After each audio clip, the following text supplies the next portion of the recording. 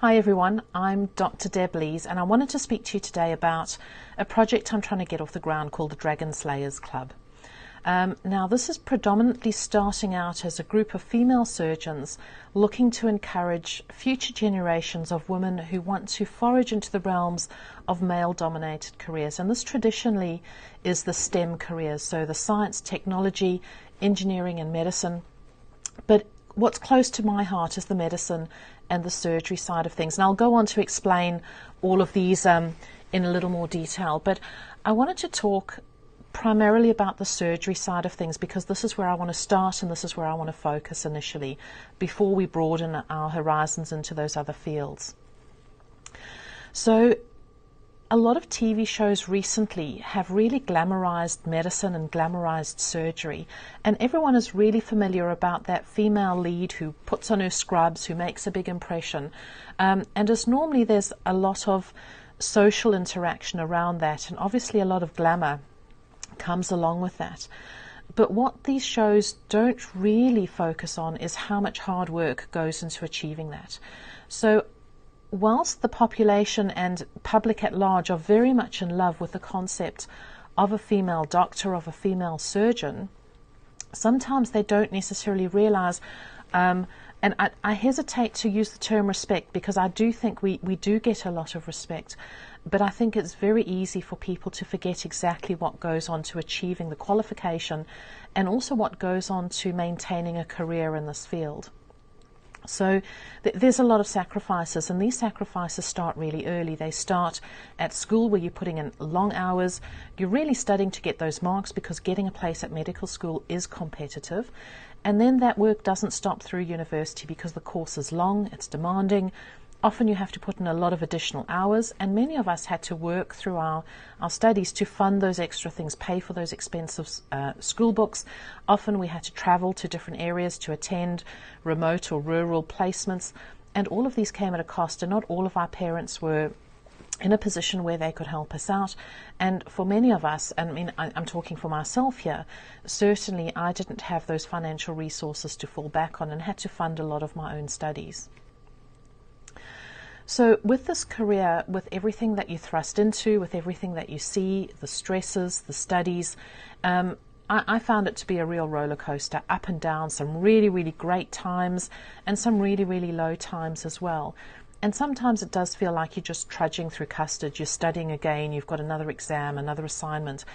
And whilst most of our friends are done and dusted with their studies within 2 or 3 years, 4 years, 5 years down the line, we are still studying, and then postgraduate exams continue on from there. And this is the part that I don't think people truly appreciate.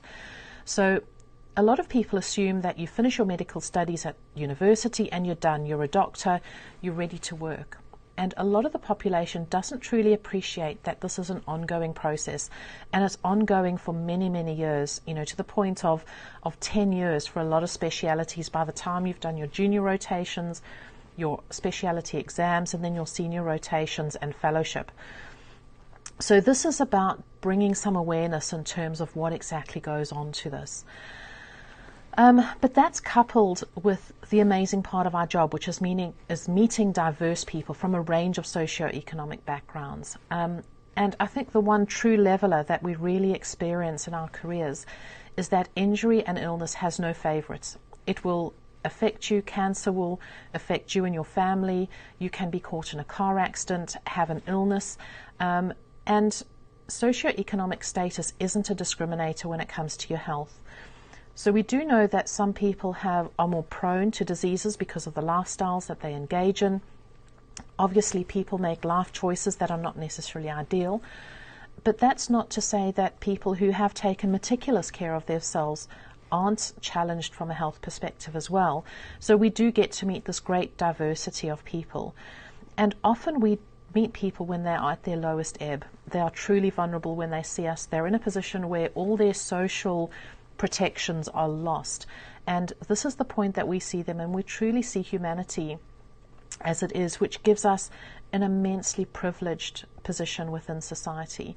And again, I don't necessarily think that the public truly appreciates exactly what a privilege it is to deal with people in that position.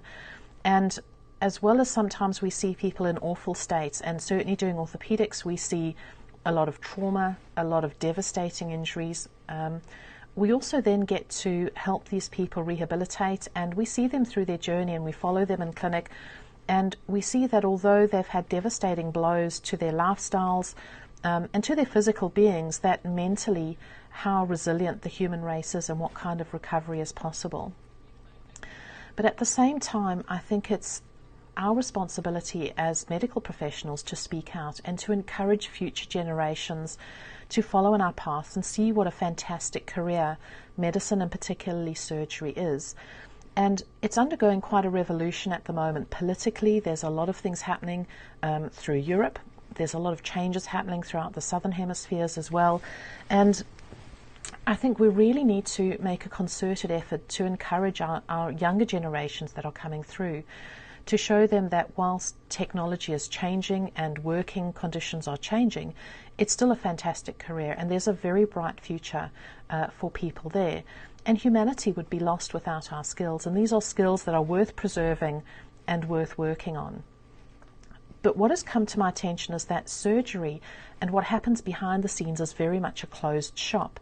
So people go very much in terms of what they see on the TV, what they read in books, and a lot of these are fictional items and don't really give that element of truth. They don't give that groundedness that I think as a professional who works this job every day, who works the streets and who is involved at this level can really bring that element of humanity and their own personal story.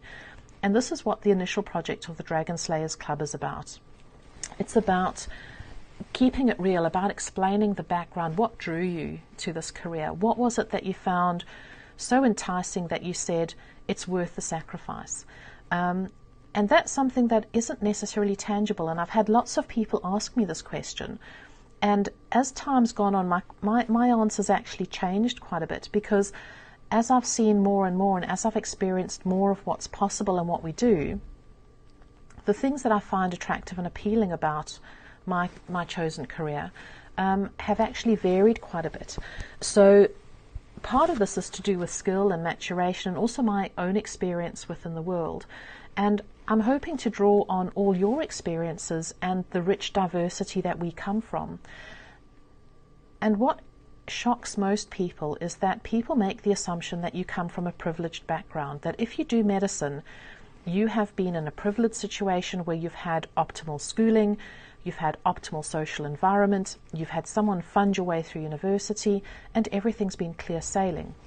And I don't think anyone thinks that hard work isn't part of it, but certainly my impression is that there's a certain perception within the public that the road has been easier for us, that we've been lucky. And my personal bugbear is that I get luckier the harder I work. And this project is about bringing that sense of reality, explaining to people and showing people that not all of us have had privileged backgrounds, that we found different ways of achieving this goal, of achieving this role. And there may very well be someone out there who's feeling despondent, that their aspirations aren't met, that they feel that they're in a hopeless situation. And hopefully we can bring some inspiration, because if this is a path that you feel truly called to, it is possible to make it happen. And it may require some creative thinking, it may require some creative financing, but it is possible and imminently doable. And again, I only talk for myself here, but I don't view myself as particularly clever or gifted in the academic sense.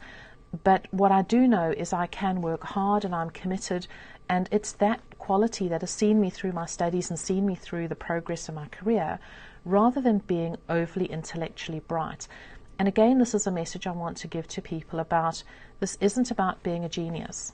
This is about working hard, achieving the grades and making good progress through and learning the skills as you go. And it, again, imminently doable. And I've spoken to particularly some young women who make the decision that surgery isn't for them for whatever reason.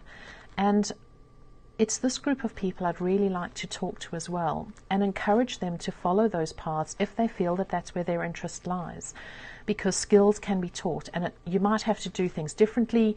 you might have a slightly different experience. You might have to tackle things from a different perspective.